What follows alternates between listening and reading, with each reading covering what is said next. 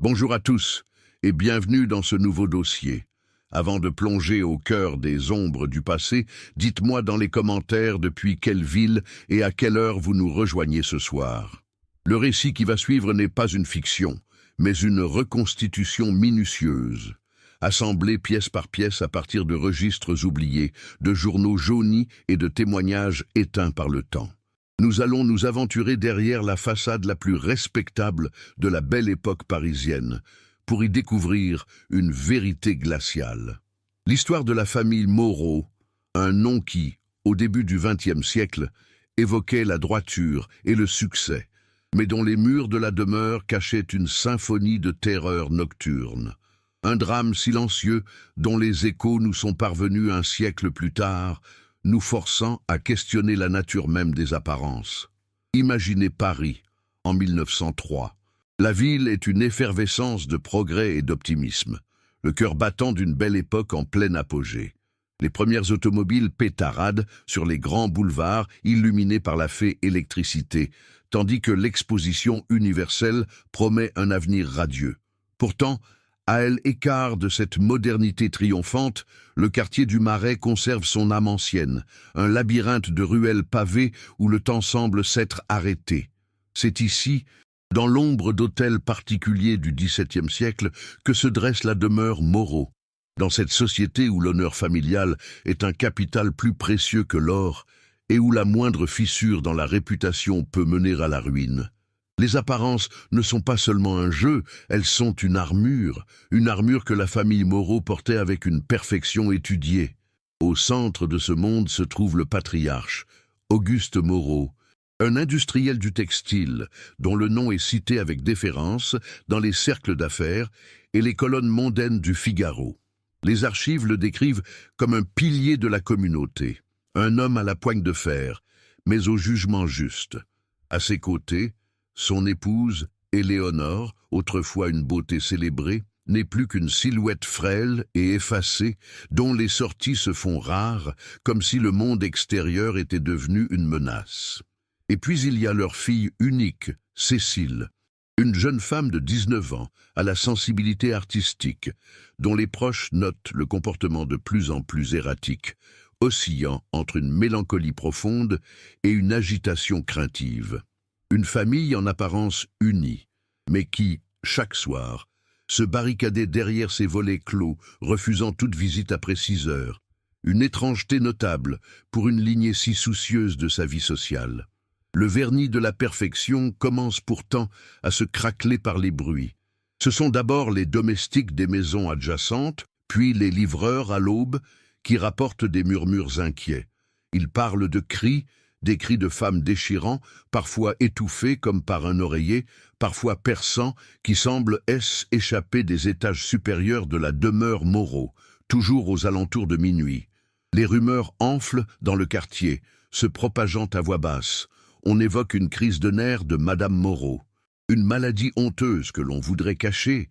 Certains parlent même d'une présence malveillante. Une note discrète dans Le Petit Parisien mentionnera des troubles nocturnes inexpliqués dans la rue, avant que le silence ne retombe. Mais le mal était fait. Quels secrets inavouables cette famille, en apparence irréprochable, cherchait-elle à étouffer dans le silence assourdissant de la nuit parisienne? Nous sommes en 1903, et Paris est le théâtre d'une pièce en 2 actes. Sur la grande scène, celle des boulevards haussmanniens, se joue la comédie du progrès. La fée électricité a chassé les ombres, les premières automobiles, bruyantes et triomphantes, se fraient un chemin parmi les fiacres, et l'exposition universelle de 1900 a laissé dans son sillage une foi inébranlable en l'avenir. C'est un monde de vitesse, de lumière et d'optimisme, où la tour Eiffel, encore jeune, symbolise la puissance d'une nation qui se croit invincible. Les journaux, comme Le Temps ou Le Matin, chroniquent chaque jour cette effervescence, relatant les exploits industriels, les avancées scientifiques et les bals somptueux qui rythment la vie de la haute société. Paris se veut la capitale du monde, un phare de la civilisation moderne, ignorant volontairement les ténèbres qu'elle abrite en son propre sein. Pourtant, à quelques pas de cette agitation, le quartier du Marais offre un décor radicalement différent. Ici, le temps ne s'écoule pas à la même vitesse. C'est un dédale de ruelles pavées, étroites et silencieuses, où le soleil peine à percer l'alignement des hôtels particuliers du grand siècle. Leurs hautes façades de pierre semblent garder la mémoire d'un passé plus austère, leurs fenêtres à meneaux observant le présent avec une indifférence séculaire. L'air y est plus dense, chargé des odeurs de pierre humide et de bois ancien.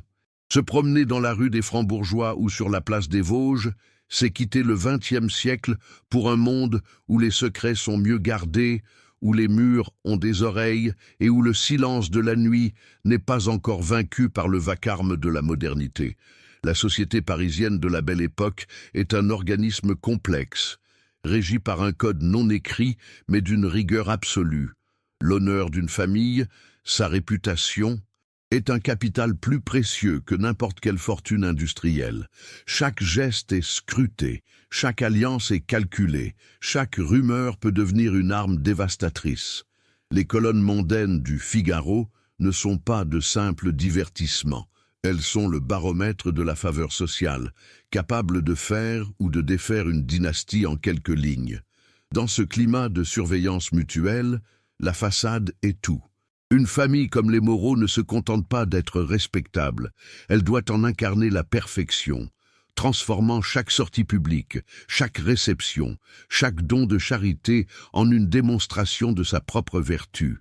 La moindre fissure dans cette armure serait une invitation au désastre. L'économie florissante de l'époque creuse davantage les contrastes. Pour un industriel du textile comme Auguste Moreau, dont les usines tournent à plein régime dans le nord de la France, Paris est une vitrine. Sa demeure du Marais est un symbole de sa réussite, un bastion de richesse au milieu d'un quartier où cohabitent encore artisans, petits commerçants et une population ouvrière discrète. Les marchés animés, comme celui des Enfants Rouges, sont des lieux de brassage où les domestiques des grandes maisons croisent les boutiquiers et les livreurs. C'est dans ces conversations, à voix basse, que naissent les rumeurs. Le personnel de maison, invisible mais omniprésent, constitue un réseau d'informations parallèles, rapportant les tensions, les disputes et les étrangetés observées derrière les portes closes. Un cri dans la nuit ne reste jamais longtemps un secret. La religion joue un rôle central dans cette mise en scène sociale.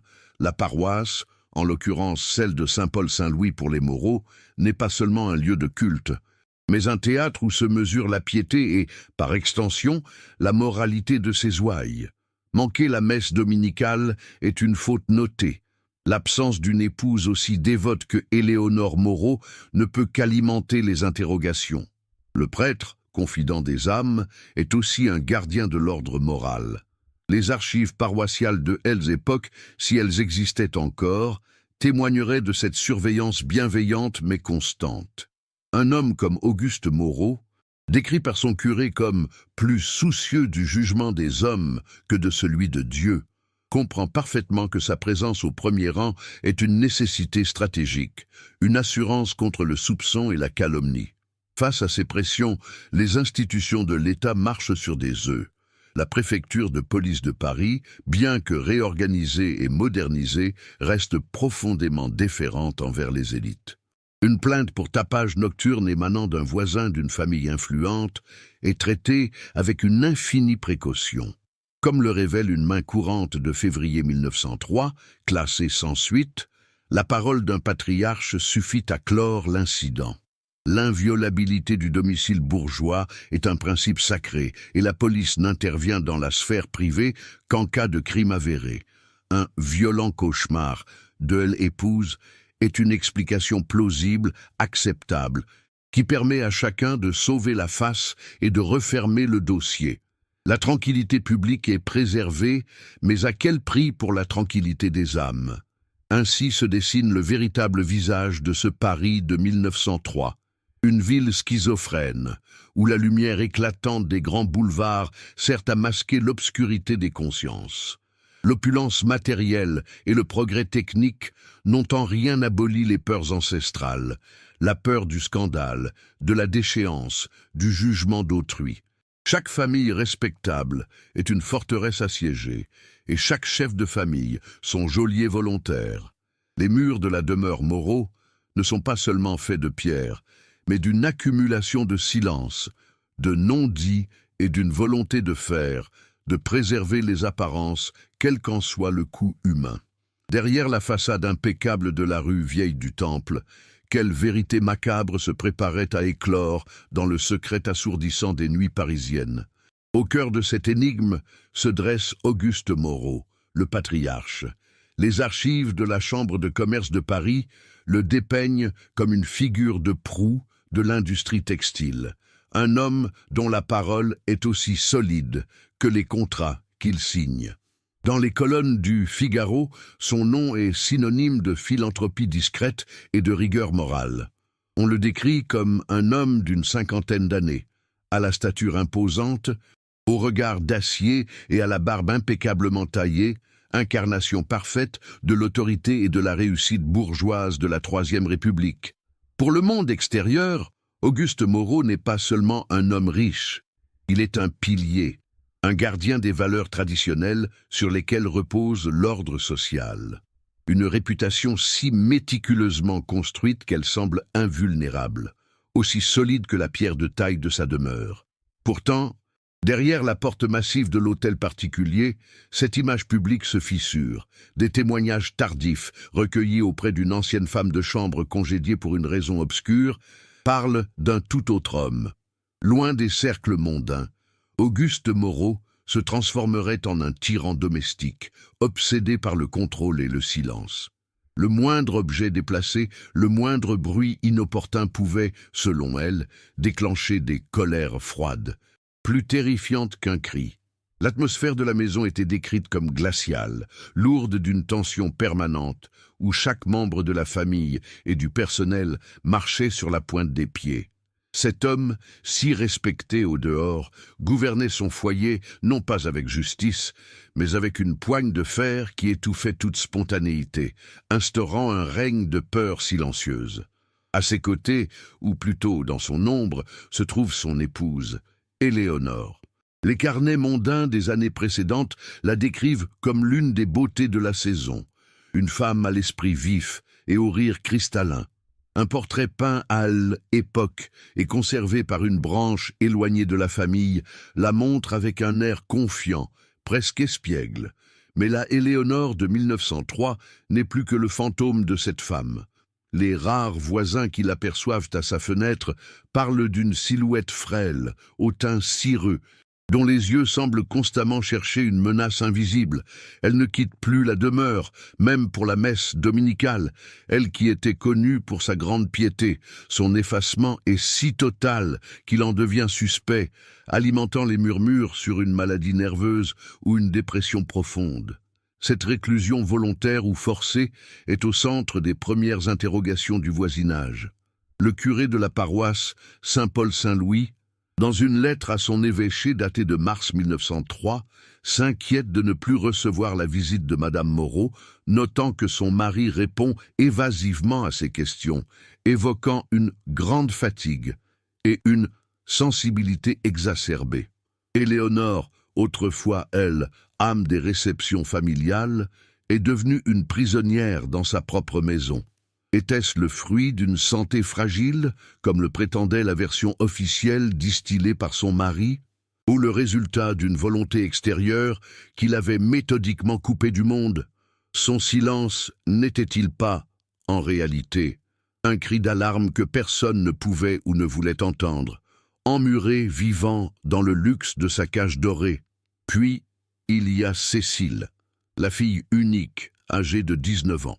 Les quelques lettres envoyées à une cousine de province, unique trace directe de sa personnalité, révèlent une jeune femme à la sensibilité artistique exacerbée, passionnée de poésie et de peinture. Elle y décrit les jardins du Luxembourg avec une mélancolie touchante et exprime son désir de échapper au carcan rigide de son milieu.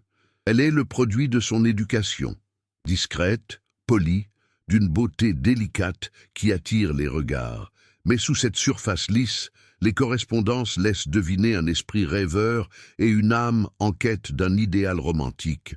Un tempérament en dangereux décalage avec la discipline de fer imposée par son père.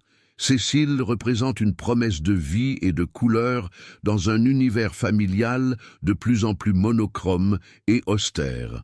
Cependant, cette promesse semble éteindre. Un professeur de piano, qui cessera ses leçons sans explication au début de l'année, confiera bien plus tard avoir été frappé par le changement de comportement de son élève. La jeune fille, autrefois attentive et passionnée, était devenue erratique. Certains jours, elle était plongée dans une mélancolie si profonde qu'elle ne parvenait pas à jouer une seule note correcte, le regard perdu dans le vide. D'autres fois, elle était saisie d'une agitation craintive, sursautant au moindre bruit, ses mains tremblant sur le clavier. Ces sautes d'humeur, d'abord mises sur le compte d'une crise d'adolescence par son père, deviennent de plus en plus marquées, dessinant le portrait d'une jeune femme au bord d'un précipice invisible, dont la nature échappe à tous les observateurs. En public, lors des rares occasions où ils apparaissent encore ensemble, les Moreau offrent le spectacle d'une unité sans faille. À la sortie de l'opéra ou lors d'une vente de charité, ils forment un tableau parfait. Auguste, droit et protecteur, le bras fermement passé sous celui de son épouse. Éléonore, le visage dissimulé sous une voilette, silhouette fragile et dépendante. Cécile, à leur côté, belle et silencieuse, le regard baissé. Pour la société parisienne, cette image est la confirmation de leur respectabilité. Un patriarche veillant sur sa famille, une épouse dévouée et une fille obéissante. Personne ne semble remarquer la rigidité des poses, la tension dans les sourires forcés ou le fait que leurs échanges semblent se limiter au strict nécessaire. La façade est impeccable, mais elle est aussi froide et inanimée que celle d'un mausolée. Elle, étrangeté la plus flagrante, celle qui intrigue le plus le personnel des maisons avoisinantes, est leur rituel nocturne. Chaque soir, sans exception, alors que le soleil décline sur Paris, la demeure Moreau se transforme en forteresse. Les lourds volets de bois sont tirés et verrouillés de l'intérieur, les portes sont fermées à double tour. Toute vie sociale cesse à 18 heures précises. Un ami de la famille, tentant une visite impromptue pour déposer une invitation, se verra refuser l'entrée par un majordome inflexible, prétextant une indisposition soudaine de toute la famille. Cette claustration nocturne est une anomalie criante dans un milieu où les soirées sont le cœur de la vie sociale. La maison de l'extérieur semble morte, plongée dans une obscurité et un silence anormaux. Ce silence imposé, cette obscurité volontaire, ne font que préparer la scène au drame qui se joue à l'intérieur. Car c'est de cette forteresse, de cette maison rendue muette au monde, que vont bientôt échapper les seuls sons trahissant le secret qu'elle renferme. La perfection de la famille Moreau, leur réputation sans tache et leur discipline de fer ne sont en réalité qu'un rempart fragile, construit pour contenir une vérité qui ne demande qu'à exploser. Quelle terreur pouvait être si grande qu'elle justifiait un tel isolement? Et qu'est-ce qui se cachait derrière ces murs, une fois que la nuit avait accordé à la famille la solitude qu'elle semblait si désespérément rechercher? Le vernis de la perfection commence à se craqueler non par une vision, mais par un son. Les premières fissures apparaissent dans le monde invisible des domestiques. Cet univers parallèle qui vit et respire dans les cours intérieures et les cuisines en sous-sol. Ce sont d'abord les confidences échangées à voix basse entre la cuisinière des Moreau et la femme de chambre des voisins par-dessus le mur mitoyen. On parle d'abord d'une plainte, d'un sanglot, mis sur le compte de la fatigue ou de la mélancolie de madame. Mais la plainte devient un cri, un son perçant qui déchire le silence feutré de la nuit. Un son qui, selon les témoignages recueillis bien plus tard, ne ressemblait à rien de connu, un mélange de terreur et de supplication qui glaçait le sang de quiconque l'entendait depuis la ruelle de service. Ce sont ensuite les livreurs, ceux qui se lèvent avant l'aube, qui deviennent les témoins auditifs de ce drame nocturne. Le jeune apprenti boulanger, garant sa charrette dans la rue Vieille du Temple aux premières lueurs du jour, rapportera avoir entendu ces hurlements à plusieurs reprises. Il les décrira comme des appels au secours de quelqu'un qu'on étouffe. Un son bref, violent, suivi d'un silence si abrupt qu'il en devenait plus angoissant encore. Le laitier, lui aussi, notera cette étrange régularité. Toujours vers minuit. Le son semblait provenir des étages supérieurs de la demeure, là où se trouvaient les chambres à coucher. Le quartier, habitué au calme de ces nuits, commençait à prêter une oreille inquiète à cette symphonie macabre qui se jouait derrière les volets clos de la famille la plus respectable des environs. Rapidement, les rumeurs enflent et prennent corps, se propageant des cuisines au marché, des antichambres au comptoir des petits commerces. La première explication, la plus charitable, est celle d'une crise de nerfs. On murmure que la pauvre Madame Moreau, si frêle et effacée, aurait succombé à la pression de sa condition. Le terme hystérie, diagnostic commode et fourre-tout de L, époque pour toutes les angoisses féminines, est sur toutes les lèvres. Cette théorie a l'avantage de préserver l'honneur du patriarche, le dépeignant en mari dévoué et patient, veillant sur une épouse à la santé mentale fragile. C'est une explication qui arrange tout le monde, car elle maintient l'ordre des choses et ne remet pas en cause la structure respectable de la famille. Mais une autre version, plus insidieuse, ne tarde pas à circuler. Certains évoquent une maladie honteuse, une affection que la famille chercherait à dissimuler à tout prix pour éviter la ruine de sa réputation. Dans une société obsédée par la lignée et la pureté du sang, la folie était considérée comme une tare héréditaire, une tache indélébile sur le blason familial. Si Éléonore ou même la jeune Cécile étaient atteintes d'une telle affection, il était du devoir d'Auguste Moreau de la séquestrer pour la soustraire au regard et préserver l'avenir de son nom. Cette hypothèse, bien que plus sombre, semble correspondre à l'isolement forcené de la famille et à l'atmosphère de secret qui pèse sur la demeure, transformant la maison en un asile privé. Une troisième théorie, plus ancienne et plus instinctive, émerge parmi les esprits les plus superstitieux du quartier. Le Marais, avec ses hôtels particuliers séculaires et ses légendes de fantômes, est un terreau fertile pour de telles croyances. On raconte que la demeure Moreau serait hantée, qu'une présence malveillante tourmenterait ses habitants chaque nuit. Les cris ne seraient pas ceux d'une femme vivante, mais le écho d'un drame passé, une âme en peine prisonnière des murs. Cette explication, bien que relevant du folklore, traduit l'effroi palpable que les événements inspirent. Le mal qui ronge la maison semble si profond, si anormal, que certains préfèrent l'attribuer à des forces surnaturelles plutôt qu'à la simple cruauté des hommes. Ces murmures finissent par atteindre les oreilles de la presse. Le 15 mars 1903, une brève note, presque un entrefilet, paraît dans la chronique des faits divers du Petit Parisien, sans jamais citer le nom des Moreau. L'article mentionne des troubles nocturnes inexpliqués dans une rue calme du Marais, faisant état de plaintes déchirantes qui alarment le voisinage. Le journaliste, prudent, évoque l'hypothèse d'une personne souffrante et conclut en notant que le calme est rapidement revenu après une discrète visite des agents de la paix. L'article est court, vague, mais pour les habitants du quartier, il est d'une clarté aveuglante. La rumeur a désormais une preuve écrite, une existence officielle, même si elle est aussitôt étouffée.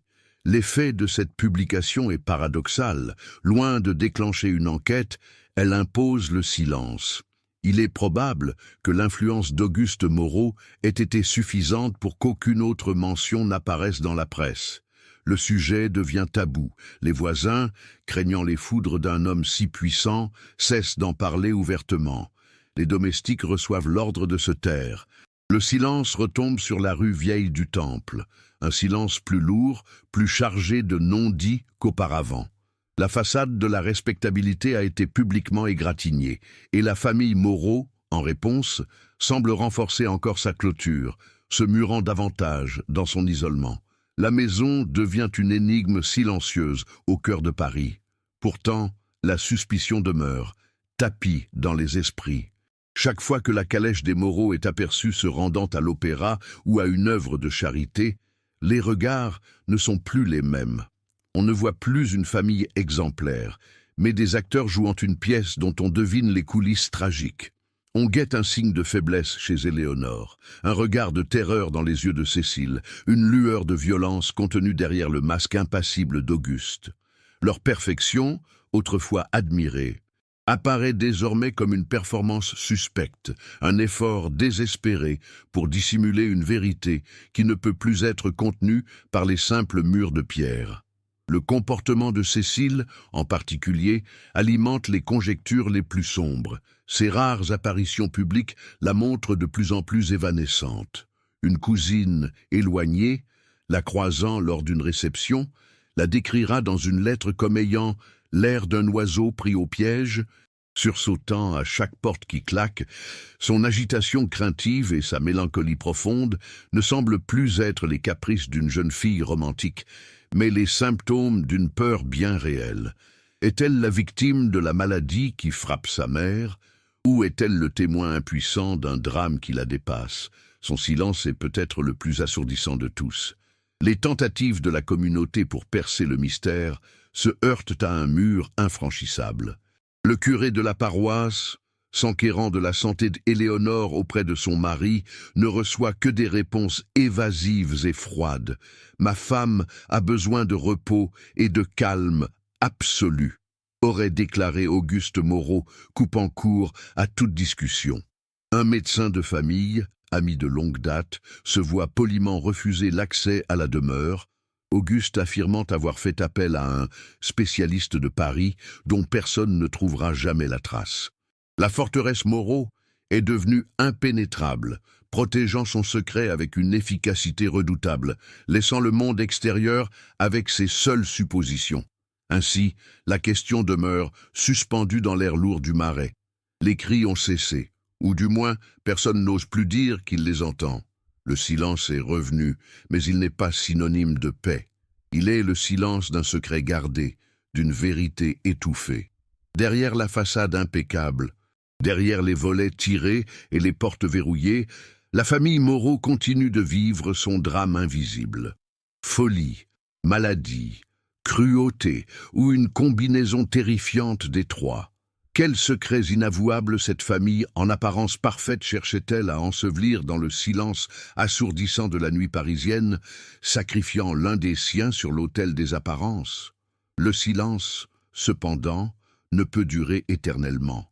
Il est brisé non par une enquête officielle, mais par la parole d'une seule femme, Adèle, l'ancienne femme de chambre des Moreau, congédiée quelques mois plus tôt pour une prétendue impertinence. Retrouvée dans une modeste pension du quartier de Belleville, elle accepte de livrer son témoignage à un jeune journaliste du Matin qui, intrigué par les rumeurs persistantes, a décidé de creuser au-delà de la note de presse étouffée. Son récit, consigné dans un carnet à la couverture usée, devient la première pierre d'un édifice de preuves qui menace de faire s'effondrer la façade de la famille la plus respectable du Marais. Adèle ne parle pas par vengeance, mais par une peur rétrospective, la peur d'avoir été la témoin silencieuse d'un crime indicible. Le témoignage d'Adèle ne porte pas sur les cris, qu'elle prétend n'avoir que rarement entendus, mais sur l'atmosphère qui les précédait. Elle décrit une maison où l'air lui-même semblait lourd de terreur. Elle parle des colères froides de M. Moreau, des fureurs silencieuses qui figeaient le sang, déclenchées par une nappe mal repassée ou une porte qui grince. Elle évoque la peur constante dans les yeux d'Éléonore, un regard de biche traquée, et surtout, la transformation de la jeune Cécile. La jeune fille, autrefois enjouée, était devenue une ombre, sursautant au moindre pas de son père dans le couloir. La maison N n'était pas un foyer, mais une prison de velours, où le geôlier n'avait pas besoin de chaînes. Sa seule présence suffisant à paralyser ses prisonnières. Pour corroborer ses dires, le journaliste se tourne vers la paroisse Saint-Paul-Saint-Louis. L'abbé Dubois, le curé, un homme âgé et prudent, refuse d'abord de parler, lié par le secret de la confession. Mais face à l'insistance du reporter, Il finit par consulter ses notes personnelles. Il confirme l'absence prolongée et inexpliquée de Éléonore, elle qui était l'une de ses plus fidèles ouailles. Il se souvient d'une conversation avec Auguste Moreau, qui avait balayé ses inquiétudes d'un revers de main. L'abbé livre alors une observation qui résonne comme un jugement. Monsieur Moreau était un homme de devoir, certes, mais il m'a toujours semblé plus soucieux du jugement des hommes que de celui de Dieu. Une phrase qui redéfinit la piété du patriarche comme une simple stratégie sociale. Mais le témoignage d'Adèle contient un détail plus troublant encore, une pièce maîtresse qui ouvre une nouvelle piste d'investigation. Elle mentionne les visites nocturnes et discrètes d'un certain docteur Lambert. Cet homme n'arrivait jamais par la grande porte, mais par une entrée de service dérobée, généralement bien après que le reste du personnel ait été consigné dans ces quartiers. Il montait directement aux étages, porteur d'une mallette de cuir noir, et n'en repartait qu'une heure plus tard, le visage grave et sans un mot. Personne ne savait qui il était, ni ce qu'il venait soigner avec tant de secrets. La présence d'un médecin dans une maison n'a rien d'anormal. Mais ces visites clandestines suggèrent une maladie que l'on veut cacher à tout prix. Armé de ce nom, le journaliste se rend à la préfecture de police. Après plusieurs jours d'attente et grâce à un contact bien placé, il obtient l'accès à la main courante du commissariat du 4e arrondissement. Il y trouve ce qu'il cherchait, un rapport daté du 12 février 1903. Un voisin, exaspéré, avait bien signalé des hurlements de femmes, provenant de la demeure Moreau. Le rapport est laconique. 2 agents se sont rendus sur place, ont été reçus par M. Moreau lui-même, qui a calmement expliqué que son épouse était sujette à de violents cauchemars. L'incident est classé sans suite, avec la mention « Aucune infraction constatée ». La parole d'un notable pèse plus lourd que le cri d'une inconnue dans la nuit. L'affaire aurait pu s'arrêter là, sur la conclusion rassurante d'un rapport de police. Mais le document prouve 2 choses. Les cris étaient bien réels, et Auguste Moreau avait une explication officielle toute prête, une version des faits conçue pour clore toute discussion et préserver sa réputation. Le que violent cauchemar devient le paravent commode, derrière lequel le drame peut continuer à se jouer en toute impunité.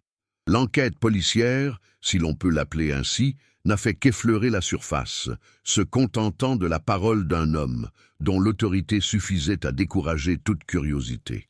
L'institution chargée de protéger les citoyens venait, en réalité, de renforcer les murs de la prison. Le nom du docteur Lambert offre cependant une autre voie. Une enquête discrète auprès des apothicaires du quartier s'avère fructueuse. Le carnet de compte d'une pharmacie de la rue Saint-Antoine révèle des commandes régulières et importantes au nom du docteur Lambert, avec pour adresse de livraison la demeure Moreau. Les produits achetés ne laissent aucune place au doute. Des quantités impressionnantes de laudanum, une teinture d'opium et de bromure de potassium. Des sédatifs extrêmement puissants, capables de plonger un patient dans un état de torpeur profonde, de calmer les nerfs les plus agités, ou de réduire une personne au silence. La maladie d'Éléonore, si elle existait, était traitée avec un arsenal chimique d'une violence inouïe. Ces découvertes dessinent un tableau de plus en plus sinistre. Un mari autoritaire, une épouse recluse, une fille terrorisée, un médecin secret administrant des sédatifs puissants la nuit, et des cris étouffés que les autorités ignorent. La théorie d'une simple maladie nerveuse commence à s'effriter, remplacée par le soupçon d'une séquestration et d'une sédation forcée. Les médicaments N étaient peut-être pas destinés à guérir, mais à contrôler, à apaiser une âme en peine ou à la briser pour qu'elle ne puisse plus jamais crier. Les murs de la demeure Moreau ne cachaient pas seulement un secret de famille, mais un traitement médical qui ressemblait étrangement à un acte de torture. La pièce finale de ce premier acte d'investigation est retrouvée par hasard, des décennies plus tard, par les descendants de la cousine de Cécile. Il s'agit d'un fragment de lettre, jamais envoyé, dont l'écriture nerveuse et les taches d'encre témoignent de l'agitation de son auteur. Les mots de Cécile sont un cri du cœur, une alarme désespérée lancée dans le vide. Elle y écrit « Je crains pour la santé de mère, mais plus encore pour sa raison. Père dit que c'est pour son bien, que le repos et les remèdes du docteur la calmeront. Mais ses yeux sont si vides le matin, je crois qu'il la tue à petit feu. Cette phrase, écrite de la main de la fille, transforme Auguste Moreau de mari inquiet en bourreau potentiel. Tous les éléments convergent désormais vers le patriarche. Le témoignage de la domestique, les inquiétudes du prêtre, le rapport de police étouffé, les registres de la pharmacie et la lettre déchirée de sa propre fille forment un faisceau de preuves accablantes. L'image de l'homme droit et respectable s'est volatilisée, remplacée par celle d'un tyran domestique orchestrant avec une précision glaçante l'isolement et la soumission de sa famille. Le mystère n'est plus de savoir s'il se passe quelque chose d'anormal chez les Moreau, mais de comprendre la nature exacte et la finalité de la cruauté d'Auguste. La question n'est plus de savoir qui crie, mais pourquoi on veut la faire taire. C'est alors que le journaliste, pensant tenir le cœur de l'affaire, décide de fouiller le passé plus lointain d'Auguste Moreau avant sa fortune et son installation à Paris. Dans les archives municipales de Lille, sa ville natale, il découvre un document qui fait basculer toute l'histoire dans une dimension bien plus terrifiante. Un acte de décès datant de 1883, celui de sa première épouse, Marie Moreau, morte à l'âge de 25 ans. La cause officielle du décès, consignée par le médecin de l'époque, suicide consécutif à une profonde crise de mélancolie. En marge du rapport, une note manuscrite d'un gendarme mentionne des rumeurs de voisinage, faisant état de troubles nocturnes et de plaintes dans les mois qui précédèrent sa mort. L'histoire ne commençait pas à Paris, elle ne faisait que se répéter. La vérité, souvent, ne se trouve pas dans les archives officielles ni dans les témoignages recueillis à chaud, mais dans le silence du bois et de la pierre, attendant patiemment qu'on vienne la déloger. Ce ne fut que 7 décennies plus tard, en 1973, lors de la rénovation de l'hôtel particulier en appartement de luxe, que le passé livra son secret le plus terrible. Un menuisier, travaillant dans ce qui fut autrefois la chambre de Cécile, sentit une lame de parquet bouger anormalement sous son pied. Intrigué, il la souleva, découvrant une petite cavité dans le solivage. À l'intérieur, enveloppé dans un morceau de toile de lin, reposait un petit carnet à la couverture de cuir sombre, ses pages scellées par le temps et l'humidité. Ce N n'était pas un simple objet oublié. CE était la clé de L énigme, le testament d'une âme emmurée. Ce carnet était le journal intime de Cécile Moreau, commencé au printemps 1902. Elle, écriture, d'abord soignée et pleine des rêveries d'une jeune fille de son rang, se transforme au fil des pages en un griffonnage erratique, presque illisible, maculé de ce qui semblait être des traces de larmes. Chaque mot, chaque phrase, est un écho direct de la prison dorée qu'était devenue sa vie. Ce n'est plus la voix d'une observatrice extérieure qui nous parle, mais celle de la victime elle-même, une voix qui brise un silence de 70 ans avec une force dévastatrice.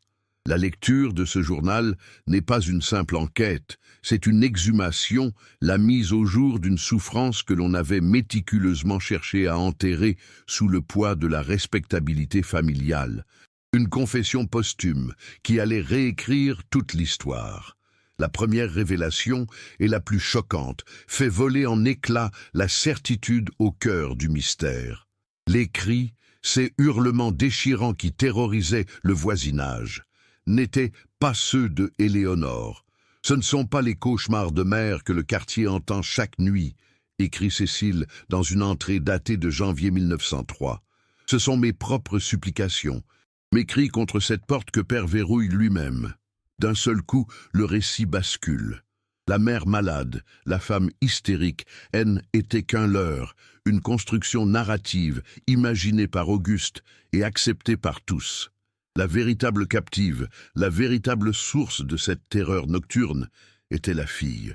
Toutes les rumeurs, toutes les théories, elle s'était trompée de victime, regardant la mauvaise fenêtre de la mauvaise chambre.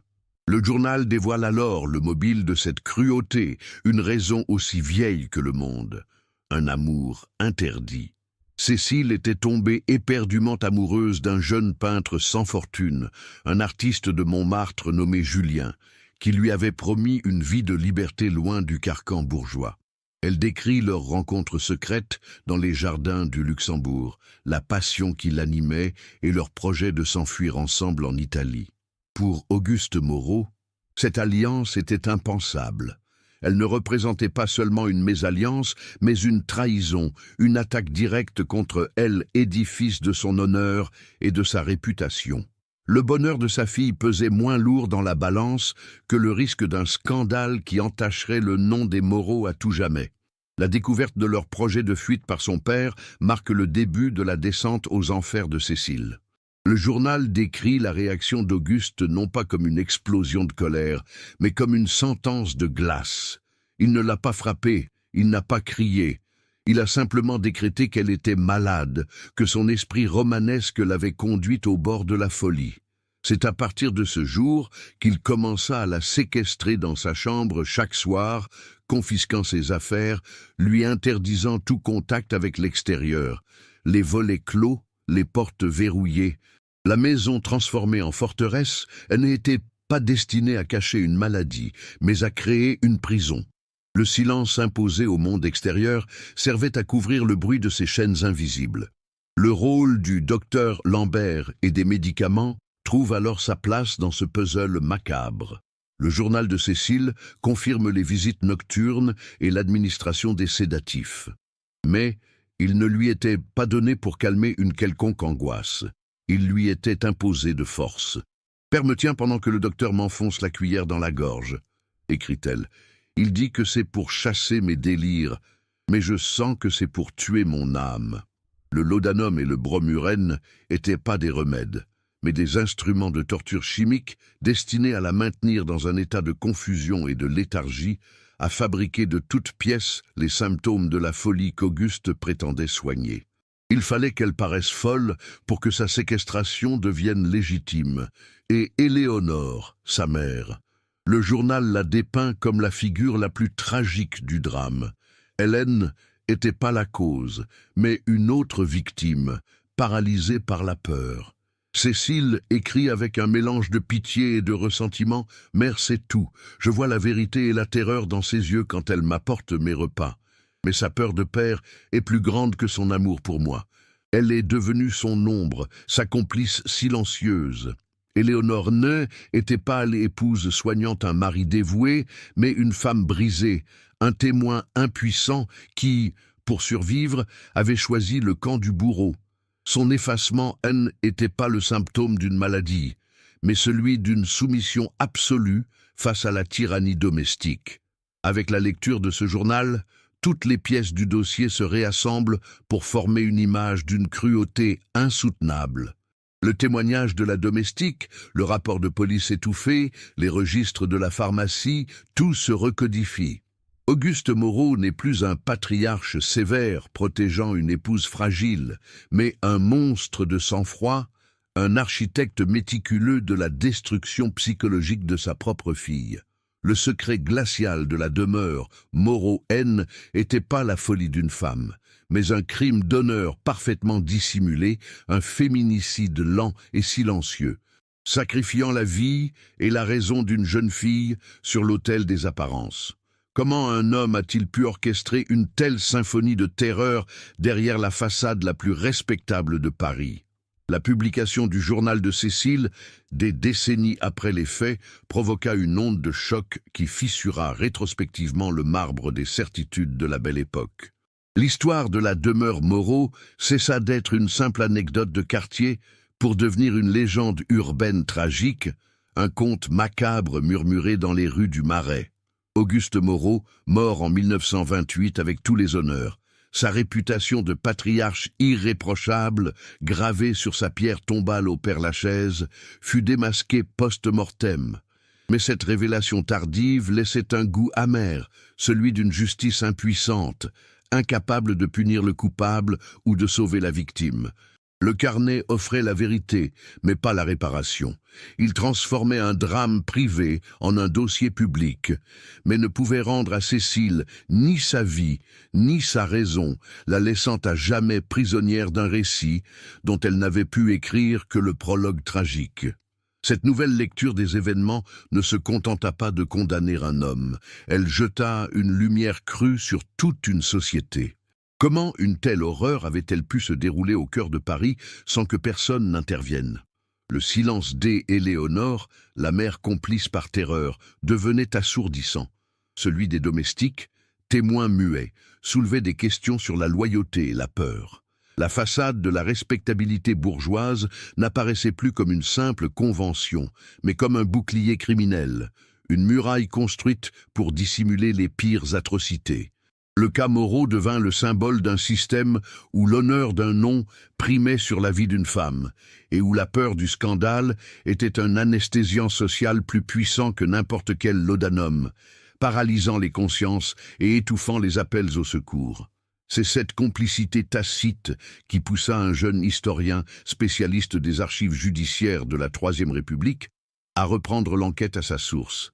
Intrigué non pas par le crime lui-même, mais par l'impunité dont avait joui Auguste Moreau, il émit une hypothèse audacieuse. Un tel monstre n'avait pu agir ainsi sans avoir déjà testé les limites du système. L'historien délaissa les archives parisiennes pour se plonger dans celles de Lille, là où Auguste avait bâti sa fortune avant de conquérir la capitale. Il ne cherchait plus de preuves contre un homme, mais contre une époque.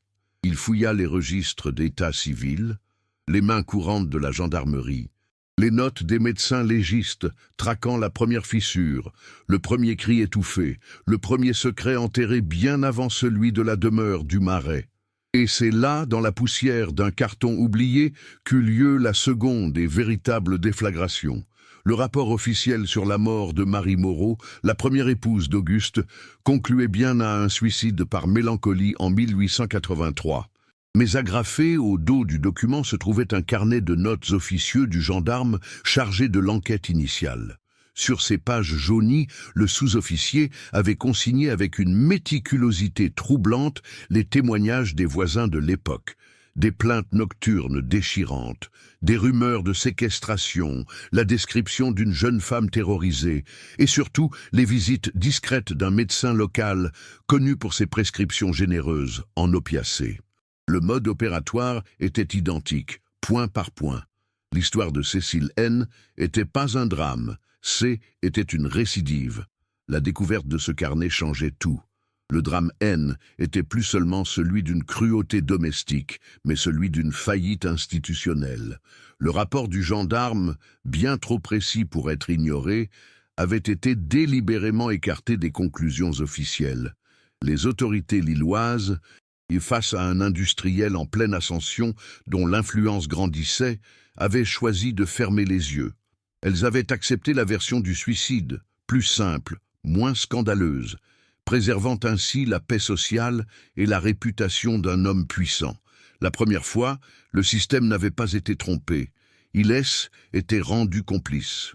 Auguste Moreau savait donc, en arrivant à Paris, qu'il pouvait recommencer. Il ne se cachait pas de la justice.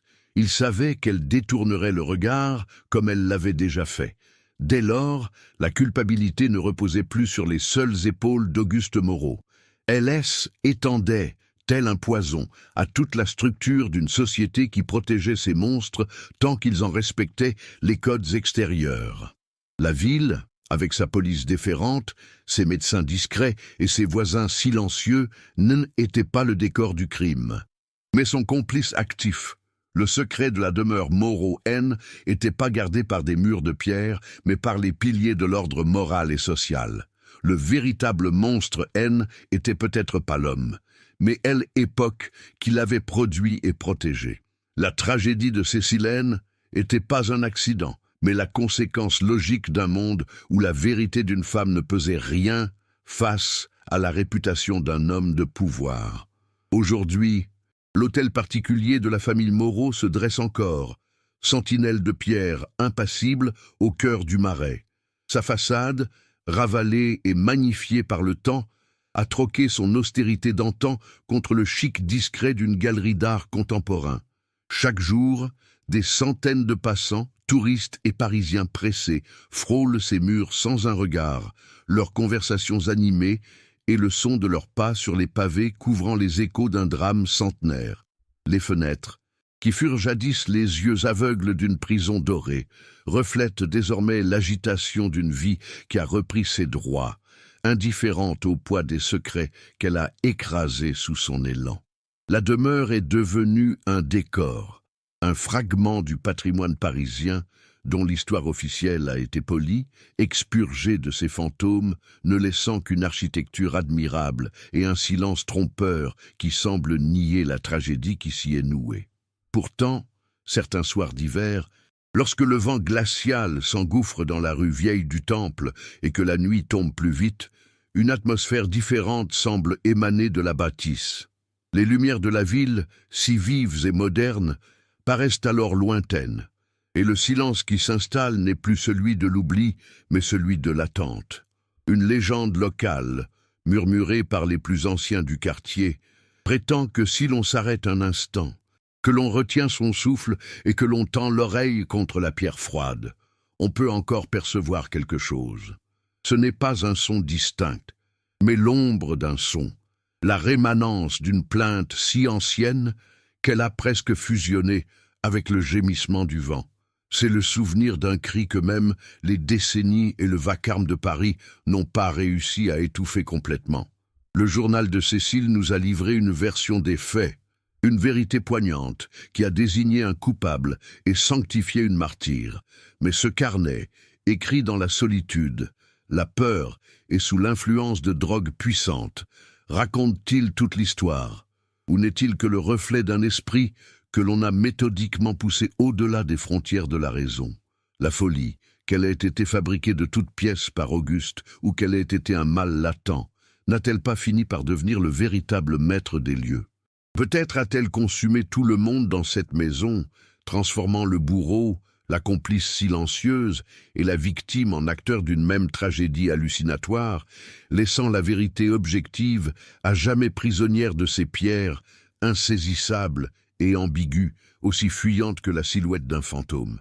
En définitive, le dossier de la demeure Moreau reste ouvert, suspendu entre la chronique d'un crime et le récit d'une lente descente aux enfers.